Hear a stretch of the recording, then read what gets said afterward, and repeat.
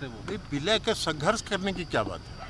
विलय करने की बात है। अगर आप पार्टी अलग चला रहे हैं और हम लोगों ने अगर ये कहा कि आप पार्टी का अपने को विलय कर लीजिए, अलग अलग दुकान, छोटा छोटा दुकान चलाने से क्या फायदा है?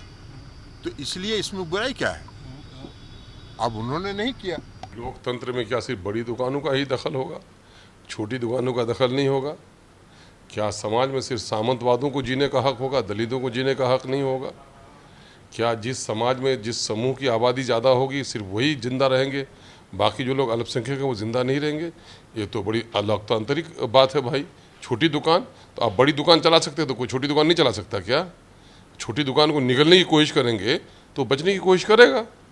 नमस्कार, मैं हूं देवांशु। आप देख रहे हैं न्यूज़ फाउंडेशन। जीतन राम मांझी जो हैं वो अब महागठबंधन से आउट हो गए हैं और इसका ऐलान जो है वो आज ललन सिंह ने कर दिया। ललन सिंह ने कहा कि बिहार में वो छोटी दुकान चला रहे थे। इस वक्त हमारे साथ बात करने के लिए AIMIM के प्रदेश अध्यक्ष अख्तरुल ईमान साहब होंगे।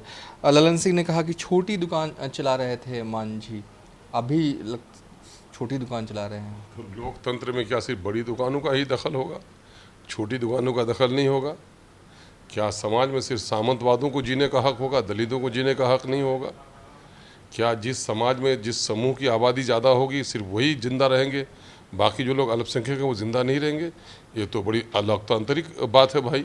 छोटी दुकान तो आप बड़ी दुकान चला सकते हैं, तो कोई छोटी दुकान नहीं चला सकता क्या? छोटी दुकान को निगलने की कोशिश करेंगे तो बचने की कोशिश करेगा। तो मांझी ने जिस तरीके से फैसला लिया, संतोष मांझी इस्तीफा देते हैं, मांझी का ओवरऑल जो फैसला था, आप किस नज़र से देख रहे हैं इसको? भाई देखिए, मांझी जी महागठबंधन का हिस्सा रहे हैं, ये उनका आंतरिक मामला है। मैं तो उनके अंदर की बातों को नहीं जानता, क्या उनके एग्रीमेंट्स थे और क्या कुछ उनके साथ हो रहा था।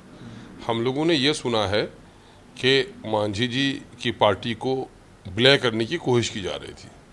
अगर अपने आप को विलय होने से बचाया उन्होंने, तो क्या शिकारी के मुंह से निकल के वो आए हैं, तो ये अच्छी बात है।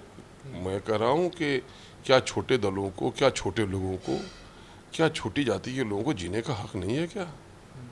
ये जो समाजवाद का नारा दे रहे हैं, क्या ढकोसला है ये?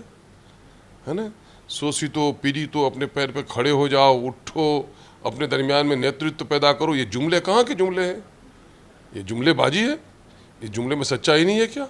अगर है तो छोटे कमज़ोर तबके में अगर लीडरशिप पिनपती है तो उसके लोगों में साहस पैदा होता है, एतमाद पैदा होता है, तो उनको जीने देना चाहिए। अगर कोई उसको विलय करा लेता है तो ये समझता हूँ कि लोकतंत्र की हत्या इससे होती है। खुद ललन सिंह ने एक कहा भी है बयान में कि हम चाहते थे कि उनकी पार्टी का विलय हो जाए। ऐलान भी मतलब एक तरह से सार्वजनिक तौर पर भी कहा। ये तो बड़ी दुखद बात है, दुखद बात है। क्यों विलय कर लीजिएगा? जोड़ तोड़, धोस, धमकी, लोभ, लालच, ये तो इन लोग के पैतरे रहे हैं, इसी में करते रहे हैं।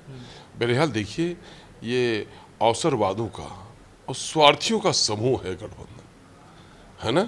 लेकिन हम लोग उसके बावजूद भी चूंकि बीजेपी के खिलाफ ही लोग लड़ रहे हैं तो इसके लिए साधुवाद देते हैं। हाँ, 23 तारीख को बड़ी बैठक होगी पटना में। किस नज़र से देख रहे हैं, कामयाब हो पाएंगे नीतीश कुमार? अच्छा है भाई, आप कामयाब हो पाए ना हो पाए, नीतीश कुमार का वैसे कामयाबी नाकामयाबी चित भी उनकी, पट भी उनकी, उनके बारे में आप इत्मीनान रखिए कि उनका एडजस्टमेंट हर जगह हो जाता है ना। 2015 में आपको याद होगा कैसी कैसी बातें हुई थी, मिट जाएंगे, मर जाएंगे और बीजेपी में नहीं जाएंगे। 18 महीने नहीं गुजरे कि फिर चले गए। और बीजेपी को, आरएसएस को स्थापित करने का श्रेय किसी को जाता है बिहार में तो माननीय मुख्यमंत्री जी को जाता है। तो माननीय मुख्यमंत्री जी बीजेपी के खिलाफ कितना टिक के रह पाएंगे? इनके स्वार्थ, उनकी कामना की पूर्ति नहीं हुई तो मांझी जी क्या